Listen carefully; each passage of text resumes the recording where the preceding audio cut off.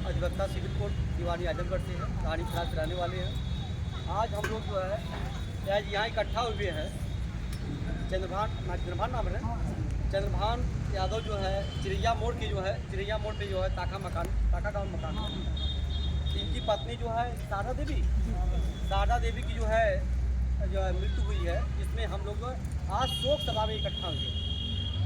यह शोक सभा है न कि आज जो है तेरही है, मृत्यु भोज है या पूरी सब्जी खाने को मिलेगा, ऐसी कोई बात नहीं है, ऐसी कोई बात नहीं है। तो आज दुख में हम लोग इनके दुख में शरीक हुए हैं। आज इनके दुख में शरीक हुए हैं। दुख में शरीक होने का मतलब यह नहीं होता है वहाँ जाके पूरी सब्जी भरपेट भोजन करें। यह शरीक होने कोई ढंग नहीं है, ये कोई परंपरा नहीं है। हमारे पूर्वज जो है ये नहीं जानते थे, वो उनको ज्ञान नहीं था, उतना पढ़े लिखे नहीं थे कि इसका जो काट बनावे, तो इसको जो है इसका बहिष्कार करें। तो कुछ लोग कहते हैं ये पूर्वजों से होता चला आ रहा, तो कुछ परंपराएं गलत थी तो उसको त्याग दिया गया। बहुत सी ऐसी परंपराएं थी। जरा बच्चों को अपने पकड़ लीजिए, आप लोग बच्चों पढ़िए, आप बंद कर दीजिए। कुछ परंपराएं इस तरीके से कि हमारे आपके घरों में जो बुजुर्ग लोग हैं उन्हें पता है कि पहला संतान जब किसी घर में होता था तो उसको गंगा लाभ दिया जाता था। गंगा जी में जो गंगा लाभ दे देते थे, उसको गंगा में ही फेंक देते, मर जाता था। ये प्रथा बन गई थी। तो हमारे लोग पढ़े लिखे नहीं थे। अंग्रेजों ने आया तो कानून बनाया कि अब जो अपने पुत्र को जो है गंगा में लाभ देगा उसको सजा हो, वो नियम कानून बनाए। तो आज फेंक रहा कोई अपने घर पे पहले जो पुत्र पैदा हो रहा है, पुत्र या पुत्री, उसको गंगा में लाभ दे रहा कोई नहीं दे रहा है। एक प्रथा ये भी थी, सती प्रथा, कि अगर पति मर जाएगा तो पत्नी भी उसकी बगल में चिता बनाई जाएगी, पत्नी भी साथ में चलेगी पति के साथ। वो भी प्रथा खत्म हुई, अंग्रेजों ने खत्म कराया। किसी का श्रेय नहीं जाता है, तमाम इतिहास गलत लिखा गया है। वही कहता राजा राम मोहन राय ने केवल विरोध किया अपने भाभी के लिए। राजा राम मोहन राय कलकत्ता वाले ने अपने भाभी के लिए विरोध किया था, समाज के लिए नहीं विरोध किया था उसने। तो अंग्रेजों ने विरोध किया। जो हमारी आपकी लड़ाई लड़ी वो अंग्रेजों ने लड़ी, मुगलों ने लड़ी। हमारी आपकी लड़ाई, हमारे आपकी महिलाओं को एक प्रथा थी कि इसके ऊपर कपड़ा नहीं पहनने का अधिकार नहीं था, कमर से ऊपर कपड़ा पहनने का अधिकार नहीं था। टीपू सुल्तान जैसे बादशाह ने जो है यह सबको जो है डंडा लगवाया, कोड़े लगवाया, नहीं, कपड़ा सबको पहनने का अधिकार है। महिला है, उसको उसकी इज्जत है, किसी जात किसी समाज की महिला हो, सबकी इज्जत है। तो बहुत सी परंपरा थी, गलत परंपराएं, गलत कुरीतियाँ थीं, जिसको तोड़ा गया। जैसे जैसे हम लोग जागरूक हुए वैसे वैसे प्रथाएं तोड़ी गई, ख़त्म की गई। एक प्रथा थी शुद्धिकरण की, कि जब हमारे घर बहन बेटी की शादी होती थी तो मड़वा से ही हमारी बिटिया हो, हमारी बहन हो, वह जो है किसी राजा रजवाड़े सामंतवादी के घर चली जाती थी। 4 दिन वो देह अपनी देह की सेवा दे के शुद्धिकरण होती थी। वह आज हो रहा है, क्यों? कारण यही है कि हम आज पढ़ लिख लिए। आज संविधान लागू है, आज विज्ञान का युग है, हम लोग तर्क कर रहे हैं, इसलिए आज यह सब जो प्रथा वो खत्म हो गई। उसी प्रथा की एक बनी हुई है चौथियार जगह कहते हैं। शादी के 4 दिन बाद हमारे आपके लोग भाई या पिता जो है लड़की के घर जाते हैं, कुछ मीठा इधर भी तो भाई और पिता जाता है घर पे जो है बहन और बेटी के घर, तो वह मीठा लेके जाता था। तो जब वो ब्राह्मण या किसी के घर, किसी का नाम नहीं लेंगे हम, उसके घर जब लड़की उसके घर से फिर अपने दूल्हा के घर जाती थी 4 दिन के बाद, तो लड़की रोती थी बहुत। लड़की की एक रुआई थी, वो हमसे आपसे बर्दाश्त से बाहर थी। वो रोती थी कि माई रे माई, हमें काहे जन्मौली, जन्मता हमें काहे मुआ दहली रे भाई। उसको इतना यातना, जिसके साथ शादी हुई उसके घर न जाकर वो किसी अन्य के घर जा चली गई। वो लोग उठवा ले जाते थे। हमारे आपके पास ज्ञान नहीं था, बुद्धि नहीं थी, हमारा समाज कम पढ़ा लिखा था, इसलिए हमारा शोषण हो रहा था। आज भी वही प्रथा चल रही है कि कुप्रथाओं में अगर हम आप लिप्त रहेंगे तो हमारा धन, हमारा रुपया पैसा बिना वजह का खर्च हो जाएगा। हमारा पैसा कहाँ खर्च होना चाहिए वहाँ नहीं खर्च हो रहा है। हमारा पैसा हमारे उद्योग धंधे पढ़ाई लिखाई में बच्चों को शिक्षा में खर्च होनी चाहिए हमारे पैसे। तो एक कुप्रथाएँ हैं, कुप्रथाएँ का अंत होना चाहिए। अभी देखे हैं कि बड़े भाई जो चंद्रभान जी अभी आँख में आंसू आ गए हैं माल्यार्पण करते समय। तो किसी के घर पे जो किसी की माँ की डेथ हुई है, जो मृत्यु हुई है, उनके घर आप पूड़ी खा रहे हैं, उनका लड़का रो रहा, उनकी पतोह रो रही है, उनकी लड़की रो रही है, नाती नती जो भी रो रहे हैं घर में, आज परिवार के सदस्य चला गया दुनिया से। आप पूड़ी सब्जी खाएंगे, अच्छा लगेगा आज जिसके घर?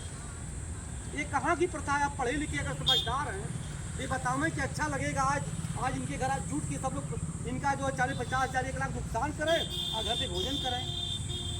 कितने लोग सहमत हैं? कितने लोग सहमत हैं कि पूड़ी हम खाएंगे? क्यों नहीं खिलाए? हम तो जानते हैं कि यहाँ तो नहीं सहमत है, आड़ में निंदा लोग करते हैं, आड़ में करते हैं कि फला भाई ने बड़ा गलत काम किया, भाई तेरही नहीं किया। लेकिन तेरही एक कुप्रथा है। देखिए राजस्थान एक प्रदेश है, वहाँ पे जो है पुलिस वाले डंडा मार के बंद करवा रहे हैं। यहाँ पे तो पाखंडियों की संख्या ज़्यादा हो गई है, इसलिए नहीं नियम लागू हो पा रहा है। हम वकील हैं। अधिनियम 1960 के तहत जो है युद्ध घोष का बहिष्कार है।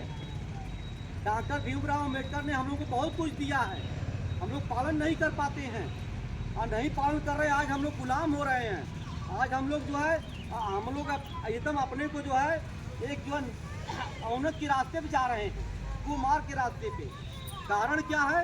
हम विज्ञान नहीं मान रहे हैं, संविधान नहीं मान रहे हैं। क्योंकि हम तो कहते हैं कि हमारे लोगों में थोड़ा शांत कर दीजिए बच्चे को।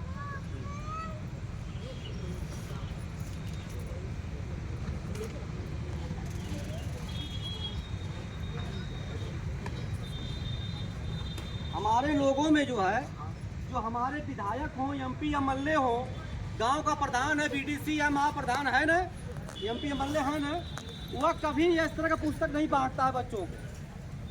बच्चे सवाल करेंगे, बच्चे पढ़ लिख के समाज हमारा जागरूक हो जाएगा। क्यों नहीं बांटता है? वो आपको दारू दे देगा, मुर्गा दे देगा, रुपया पैसा साड़ी बांट देगा नोट के लिए, लेकिन आपके वोट से वो राज करता है। 400 बीघा खेत बना लेगा, बढ़िया कोठी लखनऊ में बिल्डिंग बना लेगा, लेकिन आपके वोट से आपके लिए क्या किया उसने? अगर आपके लिए कुछ करता तो शायद हमें आज आजमगढ़ रानीसराय से 50-60 किलोमीटर दूर से चल के नहीं आना पड़ता, यहाँ लोग तैयार होते। कारण यह है, वह न आपके यहाँ आएगा, वो अपने दलालों के यहाँ जाएगा, वो अपने चमचे के यहाँ जाएगा, जो पूरे गांव का मोहल्ले का ठेका लिया कि पूरा वोट हम आपको दिलवा देंगे। तो हम लोग को अपने आपस में तर्क करना चाहिए कि क्यों हम जिसको वोट दे रहे हैं वो हमारे पास क्यों नहीं आया? वह 5-4 साल कहाँ रहा? आज वोट का समय आ गया तो आज हमारे पास पैर छूने के लिए आ रहा है। 4 साल कहाँ रहा वो? हम क्यों उसको वोट दें? वो हमारे समाज के लिए कौन सी व्यवस्था किया? वो यही व्यवस्था करता है जब उसके लड़के लड़की की शादी होती है तो बढ़िया बहुत बड़ा कई बीघे में टेंट लगवाएगा, VIP कैमरा मंगवाएगा। क्यों? क्योंकि हम आप जो हमारे घर के लोग जो जाते हैं वहाँ देखने के लिए, बड़ी मिठाई देगा खाने के लिए, कि आप भी अपने घर पे वही व्यवस्था करें, नकल मारें। जब हम नकल मारते हैं तो हम बर्बाद होते हैं। जब हमारा समाज जब नकल मारता है बड़े लोगों का तो बर्बाद होता। खेत बेचता शादी करने के लिए, खेत बेचेगा, घर गिरवी रख देगा तो बर्बाद होगा ही नहीं बर्बाद होगा। वही पैसा पढ़ाई पर लगाइए, जब शादी विवाह में भी कम से कम पैसा व्यय करिए आप लोग। हमारे कहने का मतलब यह है, हम लोग तो निःशुल्क शादी करवाते हैं, मंडप से नहीं करवाते, मंच से करवाते हैं और विज्ञान संविधान से करवाते हैं, निःशुल्क शादी करवाते हैं। और इसमें कुछ लोग बोलने वाले होंगे तो वो भी आ सकते हैं, बोल सकते हैं यहाँ पे हैं, क्योंकि हमें भी समझ चाहिए जो है कि कुछ बात सोचता लें। तो यह पुस्तकें, यह संविधान की पुस्तक है, इसमें कानून लिखा है। तो जब हमारे यहाँ पे घरों में होगी तो बच्चा हमारा विकास करेगा ना, संविधान का जानकार होगा। लेकिन जब हमारे यहाँ पे घर में होगी ही नहीं तो कैसे जानकारी होगी? बिटिया तू पढ़ती हो किस कक्षा में हो? खड़ी जाओ। हम बिटिया से कुछ प्रश्न पूछ ले रहे हैं, आप लोगों अगर अनुमति हो तो। आप लोगों का आदेश है बिटिया ऐसे सामने खड़े जाओ, सामने देखिए। इससे बिटिया से हम यही पूछ रहे हैं किसी व्यक्ति को अगर वो किसी को स्वस्थ रखना है, उम्र लंबी करनी है, तो व्रत उपवास रखे लंबी उम्र करेंगे तो उसके अच्छा भोजन दे के करेंगे। हो सकता है बच्ची हमारे डर के मारे कह रही हो या समाज, लेकिन जब बच्ची ये जान रही है कि अच्छा भोजन दे के जो है किसी की उम्र लंबी की जा सकती है, उसको स्वस्थ रखा जा सकता है, तो महिलाएं व्रत क्यों रहती हैं? महिलाओं से पूछ रहे हैं, महिलाएं व्रत क्यों रहती हैं? महिलाएं ज़्यादातर व्रत रहती हैं। अभी हम फोटो नहीं लिए हैं, फोटो दिखाते, आप लोग सब लोग यादव समाज से यहाँ अधिकांश लोग होंगे। एक सुजाता यादव परिवार की महिला थी, जिन्होंने गौतम बुद्ध को यहाँ पे जिन्होंने गौतम बुद्ध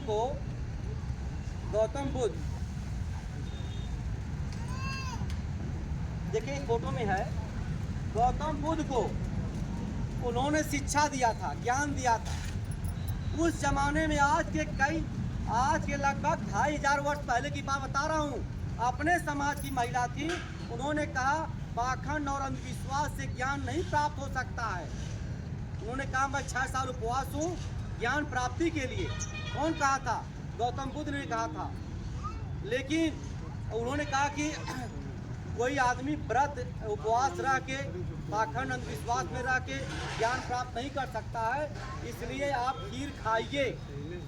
और जब इनको खीर खिलाई सुजाता जी ने, तो खीर खाने के बाद उन्होंने कहा ज्ञान प्राप्त हो गया। इन्होंने कहा ज्ञान प्राप्त हो गया हमें। अब ये कोई बताने नहीं आता है, जो अपने समाज की महिला थी। ठीक है बैठो। तो बिटिया सबने यह प्रश्न पूछा कि कोई व्यक्ति जो है उपवास आप अगर व्रत रहेंगी, जो देखती हैं कि जो महिलाएं व्रत रहती हैं अपने पति की उम्र के लिए, उसका पति जल्दी मर जाता है। मैं देखा हूँ, मेरे उदाहरण में कई गाँवों में ऐसी महिलाएं हैं कि उनका वो लोग महिलाएं व्रत थी, तो कौन छठ व्रत होती है जो है, उसका पति बहुत पहले मर गया। मैंने कहा क्यों मर गया? वो व्रत नहीं मरना चाहिए ना, मरना तो हमें चाहिए कि हमारे घर की महिलाएं व्रत नहीं, मरना तो हमें पहले चाहिए ना।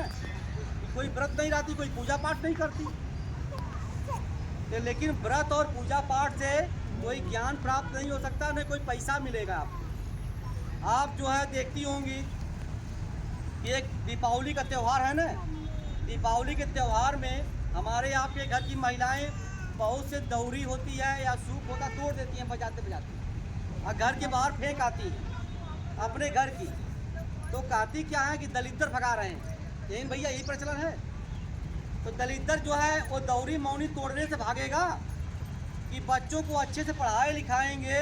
अगर बच्चा पढ़ लिख के नौकरी पाएगा, रोजी रोजगार करेगा, तब दलिद्दर भागेगा ना। तब दलिद्दर मतलब या वो निर्धनता, गरीबी तब दूर होगी ना। गरीबी कैसे दूर होगी हमारे घर की? जब हमारे घर का बच्चा पढ़ लिख के नौकरी करेगा, रोजी रोजगार करेगा, तब दूर होगी। आप किसी घर का टीना या दौरी या सूप तोड़ दें, उससे नहीं तो गरीबी दूर होगी, उससे बल्कि आपको अंधविश्वास और पाखंड आ रहा है, भ्रम पैदा कर रहा है। लेकिन हम लोगों को यह सोचना चाहिए कि हमें करना क्या है। भैया कुछ बोलेंगे आप कुछ कहेंगे? आप कुछ संदेश दे दीजिए इन लोगों को। आइए बस हम कुछ रिलैक्स हो जाए, सूचना दीजिए भाई। सभी को प्रणाम करते हुए आप लोगों को बहुत ही बहुमूल्य बात बताए, सभी को जागरूकता फैलाने का कार्य कर रहे हैं और हर एक